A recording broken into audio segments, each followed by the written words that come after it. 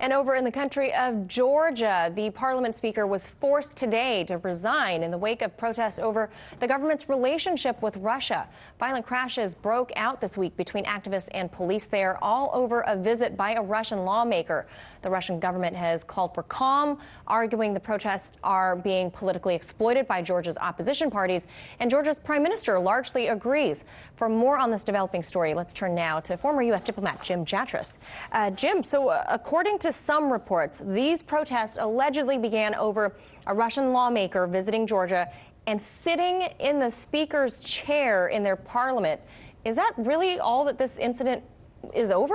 No, the short answer is no, and there's really two things going on here, Manila. One is, and I've been following this very closely, sitting in the speaker's chair was kind of a boneheaded move. They shouldn't have done that, but this is over the visit of an interparliamentary, inter-Orthodox country delegation. There's the delegation from all over the Orthodox world. This is an Athens-based organization. Okay. And I think the speaker's chair was a good pretext for launching this assault on the parliament, a bloody one. Look at the signs. Why are they in English? The real constituency here is the foreign world, not the Georgian people. And the other element to this is really off of most people's radar screen is that there's been a crisis all week in Tbilisi over the American and other Western embassies and the Soros organizations demanding that Georgia permit an LGBT pride march in Georgia, which is horribly unpopular there. One TV poll showed 97% of the people against it. The church is against it. Public groups have said, we're not going to allow it. And LGBT exactly. Fine. And what this exactly, and they're carrying American flags, Ukrainian flags. That this is all really comes down to this: who is the master in Georgia? Is it the Georgian people, or is it the foreign embassies, George Soros, and the people who want to, let's say, frog march Georgia into a certain kind of pro-Western direction?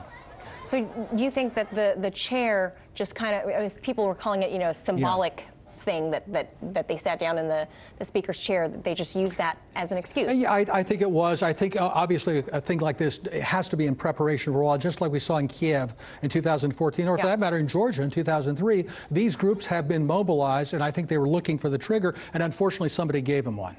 Wow. Well, relations between Georgia and Russia hit rock bottom after the war broke out back in 2008. They've been recovering recently. They've been rehashing relationships there. The two countries even ended a visa and import restriction on each other in recent months.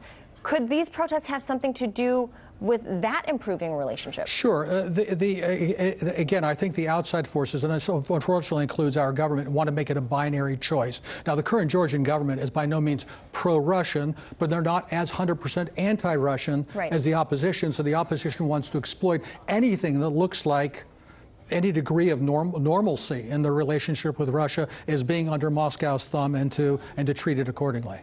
So we've heard that EU and American officials are both calling for calm, so they say, and dialogue between government and protesters. Not sure if that's happening yet, but beyond that, how much more of a role do you think the U.S. is playing here? I mean, besides these, these signs behind us in English, is the U.S. government playing a larger role? Yeah, I think they're playing a role, and a very bad one. I think a very ugly one. As the leader of the anti-LGBT forces said, we've got the swamp. We've got a swamp branch there in the U.S. Embassy in Georgia. They appealed directly to Donald Trump. Get rid of these people. They're here meddling in Georgia's internal affairs, trying to impose social values on our country that we don't want. And this is part of the game here. You want NATO, you want EU, you want Europe. Well, it comes with a package. Oh, the human rights, democracy, as we define it, you grit your teeth and take the whole package. That's the attitude. Who within the Trump administration do you think is kind of watching over what's happening there? Because as we know, President Trump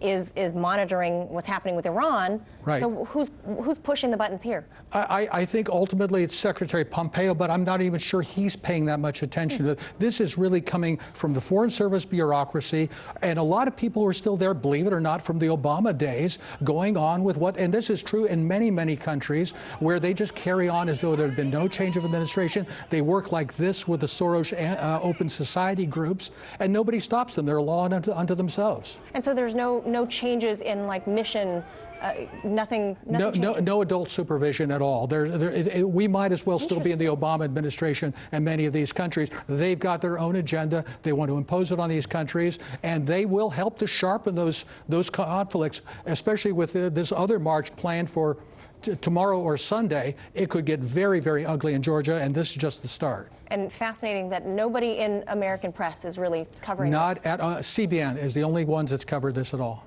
Wow. Well, we are certainly keeping our eyes peeled there, and we'll have you back to discuss.